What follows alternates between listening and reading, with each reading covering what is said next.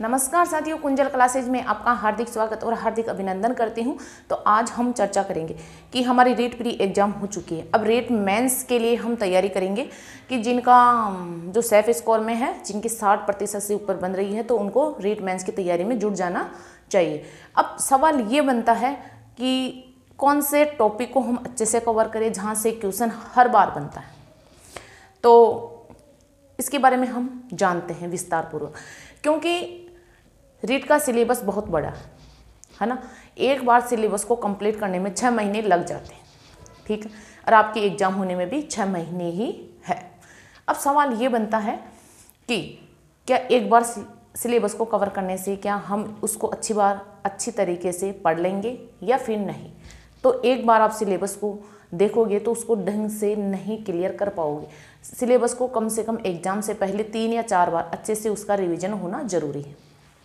अब देखो, अब हम बात करते हैं कि रीट मेंस इसमें हम उन टॉपिक्स का चयन करेंगे, है ना, उन टॉपिक्स का चयन करेंगे जहां से हर बार क्वेश्चन बनता है और 4-5 क्वेश्चन बनते हैं हर चैप्टर से, है ना। तो वो टॉपिक हमें छांटने हैं, पूरा सिलेबस हमें निकालना है। तो ये पूरा सिलेबस है हमारा, है ना। तो सिलेबस में उन टॉपिक को छांटना है जहाँ से क्वेश्चन हर बार बनते हैं और 4-5 क्वेश्चन उस टॉपिक से बनते हैं। और अगर हम उन टॉपिक्स को अच्छे से क्लियर कर लेते हैं तो हमारा सिलेक्शन पक्का हो जाता है। और जो टॉपिक जहाँ से क्वेश्चन नहीं बनते हैं या फिर बहुत कम बनते हैं, तो उन टॉपिक्स को हम छोड़ भी देते हैं, तो हमारी सिलेक्शन पर कोई प्रभाव नहीं पड़ने वाला है। तो हमें इसके लिए क्या करना है, इसके लिए आपको कोई नहीं बताएगा, क्योंकि सेल्फ स्टडी जरूरी है, बहुत मायना रखती है। क्योंकि इसके लिए आपको कोई नहीं बताएगा कि किस टॉपिक से कितने क्वेश्चन आते हैं। क्योंकि एक अगर चैनल पे कोई भी बताएगा, है ना, तो वो बता देगा हाँ इस टॉपिक से ये बनेंगे, इस टॉपिक से ये बनेगा।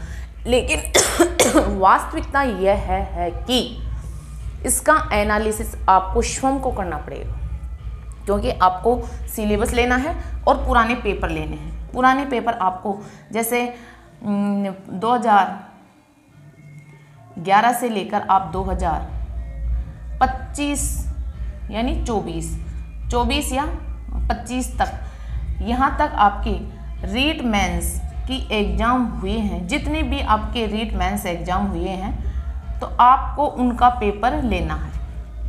और फिर आपको यह देखना है कि कौन से टॉपिक से क्वेश्चन हर बार बनता है और कौन से टॉपिक से कितने क्वेश्चन बने हैं, कौन से टॉपिक से बहुत ज़्यादा क्वेश्चन आते हैं। तो ये आपको खुद को छांटना है। अगर आप ये छांट लोगे और उसके अकॉर्डिंग पढ़ाई करोगे तो आपका 100% सिलेक्शन पक्का है, आपको कोई नहीं रोक सकता, है ना। अब आप तैयारी सब करते हैं, लेकिन कुछ ही बच्चे सफल होते हैं। ऐसा क्यों है? क्योंकि वो बच्चे स्मार्ट स्टडी करते हैं। स्मार्ट स्टडी का मतलब होता है कि कौन से टॉपिक से क्वेश्चन ज़्यादा बनते हैं, कौन से टॉपिक से हर बार क्वेश्चन बनते हैं, वो इसका एनालिसिस करते हैं और फिर वो पढ़ाई करते हैं, इसलिए वो सिलेक्शन ले लेते हैं। अब कई बच्चे ऐसे होते हैं जो इजी टॉपिक है उनको अच्छे से क्लियर कर लेते हैं, लेकिन वहाँ से क्वेश्चन बनते ही नहीं है या बनते तो बहुत कम है ना। और जो हार्ड टॉपिक है, हार्ड है लेकिन इम्पोर्टेंट भी, वहाँ से क्वेश्चन बनते हैं, बहुत बनते हैं और हर बार बनते हैं, और उन टॉपिक्स को वो छोड़ देते हैं यानी नज़रअंदाज कर देते हैं, है ना। तो आपको ऐसे नहीं करना। जैसे मैं साइकोलॉजी की बात करूँ, मनोविज्ञान की, तो यहाँ आपका जैसे अधिगम है, लर्निंग, इस टॉपिक से हर बार क्वेश्चन बनते हैं, हर बार, बहुत इम्पोर्टेंट है ना। विकास है, यहाँ से हर बार क्वेश्चन बनते हैं। वाइगोत्स्की का सिद्धांत है, यहाँ से हर बार क्वेश्चन बनते हैं, है ना। मूल्यांकन है, वहाँ से हर बार क्वेश्चन बनते हैं, है ना। तो जैसे मूल्यांकन है, वाइगोत्स्की का सिद्धांत है, विकास है, अधिगम है, इन वाले जो टॉपिक है इनको आपको घोल कर पी जाना है ना।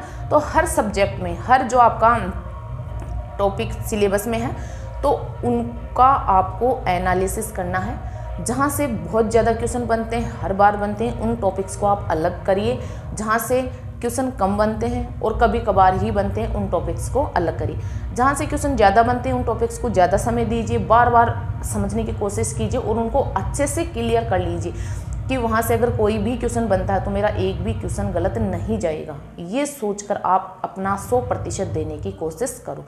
और जहाँ से क्वेश्चन ज़्यादा बनते हैं तो उनका आप शॉर्ट नोट्स भी बना लो, है ना। अगर आप ऐसा करते हो तो आप 100% सिलेक्शन लेने में सफल होते हो। तो मैं यही आपको राय दूंगी कि अगर आप ऐसा करते हो, स्मार्ट स्टडी करने का ये बेस्ट तरीका है, तो आप अपना सिलेक्शन करवा सकते हो। तो आप संस्कृत एनवी संस्कृत क्लासेज, इस चैनल पर आप संस्कृत पढ़ सकते हो। जो संस्कृत के स्टूडेंट है ना, तो इस चैनल पर आपको संस्कृत मिलेगी, बहुत शानदार जानदार क्लासें आपको मिलेगी, है ना। तो यहाँ से आप देख सकते हो। मनोविज्ञान, राजस्थान, जीके के लिए आप कुंजल क्लासेज इसी चैनल पर देख सकते हो। तो हम मिलते हैं अगली क्लास में। जय हिंद, जय भारत।